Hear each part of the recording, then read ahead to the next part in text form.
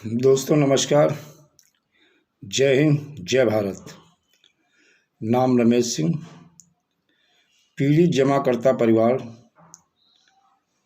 तप जप परिवार से प्रदेश संयोजक। दोस्तों, आप लोगों के बीच एक बार फिर कुछ नई अपडेट, नई जानकारी के साथ आप लोगों के बीच में आया हूँ। दोस्तों, एक चीज़ है कि जैसे कि सारे लोग वीडियो देखते हैं, देखने के बाद में फिर कहीं ना कहीं उसे नज़रअंदाज करते हैं। जो ये दौर, ये समय चल रहा है, ये बहुत ही, चाहे वो पीड़ित जमाकर्ता परिवार हो, चाहे पीड़ित कार्यकर्ता हो, इनके लिए बहुत ही दुखद सूचना रोज़ डेली सुनने में आ रहा है। आज फला जगह पे किसी पीड़ित कार्यकर्ता ने आत्महत्या कर ली, पीड़ित जमाकर्ता ने आत्महत्या कर ली। देखा जाए आज ये आंकड़ा धीरे धीरे 1 लाख प्लस लोगों ने अभी तक, पीड़ित जमाकर्ता हों या कार्यकर्ता हों, इन लोगों ने आत्महत्या कर ली। दोस्तों, आत्महत्या करना कोई विकल्प नहीं है। मैं आप लोगों को आश्वस्त करना चाहता हूं कि समस्या आएगी, ये तय है, लेकिन समाधान साथ लाएगी, ये भी तय है। हमें इन चुनौतियों से मुकाबला करना है। इन महाठगों से हमें एक जंग लड़नी है। जैसे देश की आज़ादी के लिए राष्ट्रपिता महात्मा गांधी, चंद्रशेखर आज़ाद, भगत सिंह, सरदार लाला लाजपत राय, सुखदेव कुमार, इन लोगों ने एक आंदोलन शुरू किया था, सत्याग्रह शुरू हुआ था। हम आप लोगों को इन महाठगों से, महाठग का जो गठबंधन है, उससे एक सत्याग्रह शुरू करना पड़ेगा, एक आंदोलन शुरू करना होगा, एक मंच पे आना पड़ेगा। अगर दोस्तों आप सोचते हो कि हम जो हमारे ऊपर समस्या आएगी तो हम देख लेंगे, उनके ऊपर ना, एक मंच पे आना होगा जो अलग अलग लड़ाई लड़ रहे हो। इन ठगों का जो उद्देश्य है, जो इनकी रणनीति है, जो इनका चक्रव्यूह है, उसमें नहीं फंसना है, उससे निकलना है। और हमें एकजुट होके एक मंच पर आकर आपका तप जप परिवार जो है, पीड़ित जमाकर्ता जो परिवार है तप जप के नाम से, एक बहुत बड़ा परिवार, हिंदुस्तान में देखा जाए एक बहुत बड़ा परिवार है। और इस परिवार में, इस बैनर के नीचे एकजुट होकर के सारे लोगों को एक ही लड़ाई, क्योंकि सारे लोगों को एक ही दर्द है, एक ही बीमारी से पीड़ित हैं, और एक ही मंच पे आना होगा। इन महाठगों को सजा भी दिलानी होगी। और इसमें आते कौन कौन हैं? बार बार हम एक ही बात कहते हैं, अनियमित जमा योजना पाबंदी कानून 2019। इसमें ऐसे ऐसे प्रावधान हैं कि इन महाठगों ने जो योजना बनाई, प्री प्लानिंग किया, और इस प्री प्लानिंग योजना में जो लोग शामिल थे, देखिए, अगर मैं बार बार एक बात बोलता हूं कि इतना बड़ा स्कैम, करोड़ों अरबों की ठगी बिना राजनीतिक संरक्षण के संभव नहीं है। ये सुनियोजित तरीके से की गई है। ये स्कैम ऐसे नहीं हुए हैं, इसमें वो महान हस्तियां शामिल थी। आज दोषी इसका कौन है? लाइसेंस गवर्नमेंट ने दिया, कंपनी आरओसी में रजिस्टर्ड है, कंपनी एमसीए में रजिस्टर्ड है, कंपनी कृषि मंत्रालय, यानी जो सोसाइटियाँ कृषि मंत्रालय भारत सरकार से रजिस्टर्ड है, कंपनी ने इनको न्यूज़ चैनल का भी लाइसेंस दिया, यानी भिन्न भिन्न तरह तरह के लाइसेंस कंपनियों के पास है और को देने वाली सरकार है। और देखा जाए कि कुछ ऐसे स्टेट भी हैं जहाँ पे रोजगार मेला लगाया गया, और चाहे वो बीए पास लड़का रहा हो, चाहे एमए पास रहा हो, चाहे वो हमारी बहनें रही हों, चाहे माताएं रही हों, बेरोजगारी की वजह से इन कंपनियों में इनकी भर्ती की गई। और भर्ती करने वाले कोई और नहीं थे, शासन प्रशासन के लोग थे।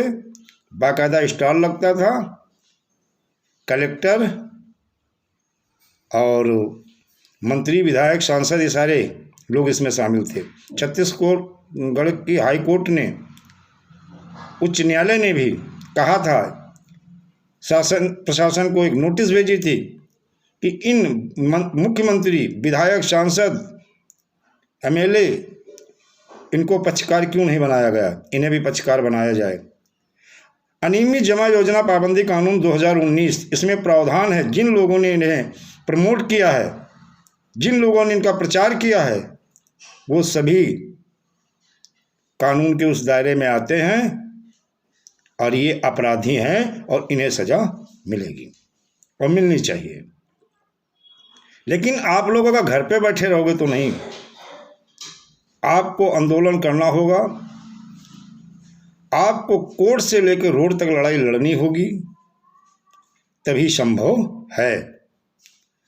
अभी बड़े दुख के साथ कहना पड़ रहा कि हर दूसरे तीसरे दिन एक सुनने में आता है कि कहीं पे सहारा इंडिया परिवार के कुछ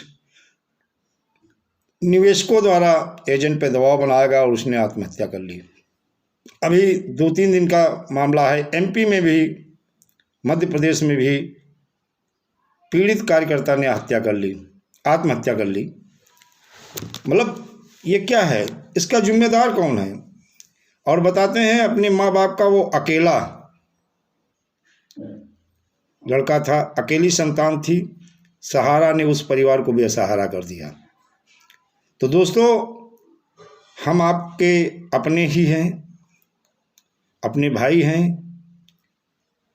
हम आपको सारे लोगों को एकजुट होकर मिल करके ये आवाज़ उठानी पड़ेगी। चाहे सहारा इंडिया परिवार हो, चाहे पल्स हो, चाहे बाइक बोर्ड हो, चाहे साईं प्रकाश प्रॉपर्टी डेवलपमेंट लिमिटेड हो, चाहे साईं प्रकाश ऑर्गेनिक फूड्स लिमिटेड हो, चाहे साईं प्रसाद हो, चाहे Shri Ram real estate and business solution limited हो, चाहे साईं राम बिल्टेक लिमिटेड हो, चाहे अनंत निधि क्रेडिट कोऑपरेटिव सोसाइटी हो, चाहे Chambal Malwa credit cooperative society हो, चाहे आदर्श क्रेडिट कोऑपरेटिव सोसाइटी हो, आप देखोगे इनमें प्रमोट करने वाले जो लोग थे, जिनका इन सोसाइटी और कंपनियों को सही मिल रही थी, जो लाइसेंस मिला था गवर्नमेंट से। सहारा में देखिएगा अमिताभ बच्चन, जया बच्चन ब्रांड एम्बेसडर है। सहारा इंडिया परिवार में देखा जाए तो कौन सा ऐसा नेता है, कौन ऐसा फिल्मी सितारा, क्रिकेटर हैं जो सहारा इंडिया कि सहारा सिटी नहीं गए और इन लोगों ने प्रचार नहीं किया। इन लोगों ने, इन्हीं सारे लोगों को देख करके हमारे पीड़ित जमाकर्ता परिवार जो जमाकर्ता थे, कार्यकर्ता थे, इन्हीं सारे लोगों को देखकर सहारा इंडिया में अपना पैसा निवेश किया और लोगों का निवेश करवाया। तो कहीं ना कहीं इन मंत्री, विधायक, सांसद, चाहे वो प्रधानमंत्री महोदय हों, चाहे होम मिनिस्टर हों, कहीं ना कहीं इनकी फोटो लगा करके इन कंपनियों ने, इन महाठगों ने देश को क्रमवार बारी बारी से नए नए तरीके से लूटा है। और अनियमित जमा योजना पाबंदी कानून 2019 ही एक ऐसा है जिसमें इनके सबके ऊपर अपराध है। देखिए, ये संसद में ये बिल पास हो गया है, अनियमित जमा योजना पाबंदी कानून सन 2019। राज्यसभा में ये बिल अटका हुआ है क्योंकि अनिश्चित काल के लिए राज्यसभा स्थगित हो गई थी। इसलिए दोस्तों, जो लोग ये सोच रहे हैं कि हम कोर्ट जाएंगे, कोर्ट से ऑर्डर हो जाएगा, हमारा पैसा मिल जाएगा, भूल जाइएगा। मेरे पास ऐसी लिस्ट है, उपभोक्ता फोरम की न्यायालय ने इन कंपनियों और सोसाइटी में निवेशकों के पक्ष में आदेश किया है कि इनकी चल अचल संपत्ति से लौट करके निवेशकों का भुगतान किया जाए। क्या भुगतान हुआ? सुप्रीम कोर्ट का ऑर्डर है, पल्स और सहारा में क्या भुगतान हुआ? छत्तीसगढ़ हाई कोर्ट का ऑर्डर है, क्या भुगतान हुआ? मध्य प्रदेश जबलपुर हाई कोर्ट का ऑर्डर है, क्या भुगतान हुआ? हिंदुस्तान के राजस्थान हाई कोर्ट का ऑर्डर है, क्या भुगतान हुआ? एक नहीं, हिंदुस्तान के हर स्टेट की उच्च न्यायालय का ऑर्डर हुआ है, लेकिन भुगतान नहीं हुआ है। अभी देखा जाए, हाई कोर्ट जबलपुर ने WP 145/17 का एक ऑर्डर किया था साईं प्रकाश प्रॉपर्टी डेवलपमेंट लिमिटेड का। 3 साल तक कलेक्टर के वहाँ स्पेशल कोर्ट गया और कलेक्टर के वहाँ पड़ा रहा, कुछ हुआ। उसके बाद कंटेम्प्ट ऑफ कोर्ट किया गया। उसमें उच्च न्यायालय ने सीधा कलेक्टर भोपाल को ऑर्डर किया कि 30 वर्किंग डे में कार्रवाई शुरू करें, लेकिन क्या कोई कार्रवाई हुई? अब सेकंड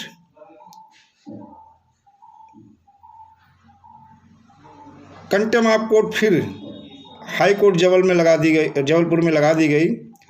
अधिवक्ता के माध्यम से अधिवक्ता श्री HN मिश्रा, श्री नारायण मिश्रा द्वारा लगाई गई है, जो 19 तारीख को अप्रैल में डेट लगी हुई है।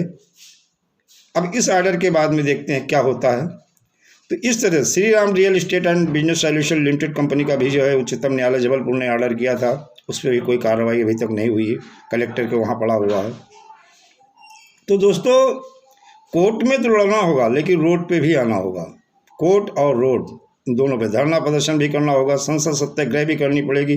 ज़्यादा से ज़्यादा लोग, चाहे निवेशक हों चाहे कार्यकर्ता हों, तब जब संगठन से जुड़ें, एक मंच पे आएँ, अपनी आवाज़ उठाएं और सरकार को झुकना ही पड़ेगा।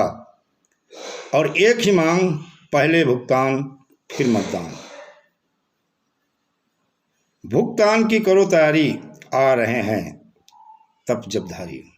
अब जो है बहुत हो गया और ये जंग अब निर्णायक होगी। हमें भी जागना होगा और लोगों को जगाना होगा। दोस्तों, देखा जाए, अनियमित जमा योजना पाबंदी कानून 2019, हमारे जो भाई अभी तक, चाहे सहारा इंडिया हो, चाहे पल्स हो, चाहे साई प्रकाश हो, चाहे श्री राम हो, चाहे बाइक बोर्ड हो, चाहे अल्केमिस्ट हो, चाहे बहुत सारी कंपनियां हैं, आज की डेट में देखा जाए हिंदुस्तान में 20 करोड़ प्लस जमा पीड़ित,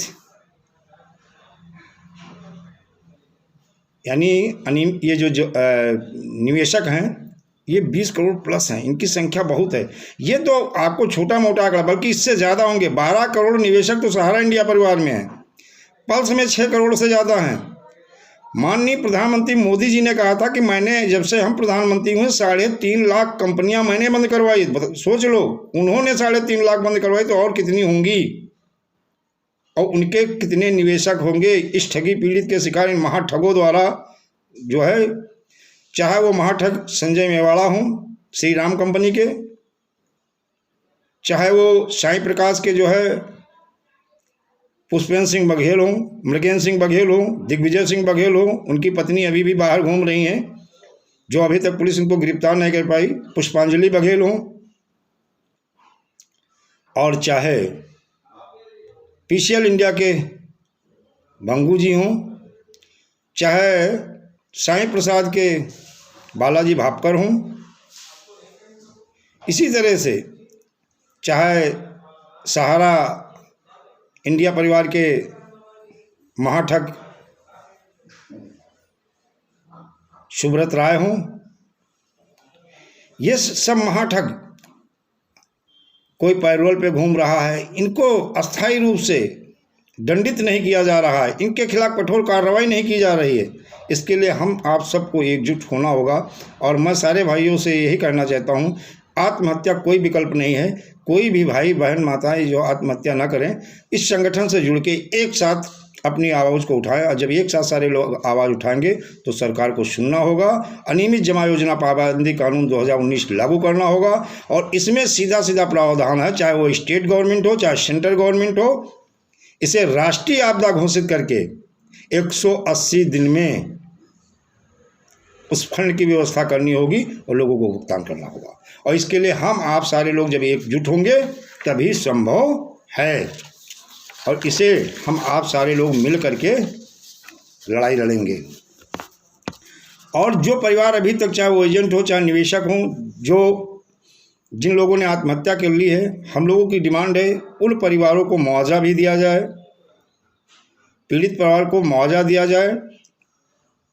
अनियमित जमा योजना पाबंदी कानून 2019 के तहत राज्य सरकार हो या सेंट्रल गवर्नमेंट हो, ये निवेशक हों या कार्यकर्ता, ये मुआवजा पाने के अधिकारी हैं। और जो लोगों की, पीड़ित जमाकर्ताओं की जो मेहनत की कमाई है, ये वापस कराई जाए।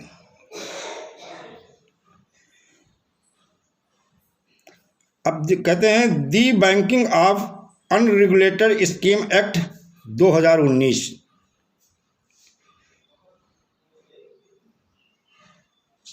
सपठित the prize chits and money circulation scheme banking act 1978 एवं the banking of unregulated scheme rules 2020 के अनुसार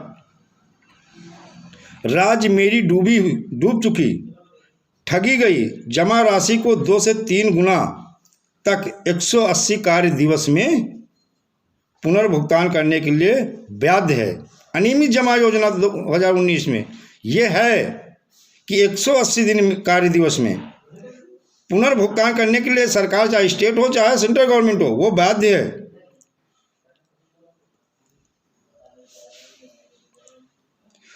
और धोखाधड़ी की, वारदात की जो शिकायतें हैं अभी तक जो किसी भी थाने में दर्ज हो रही हैं, वो अनियमित जमा योजना पाबंदी कानून 2019 के तहत नहीं हो रही हैं।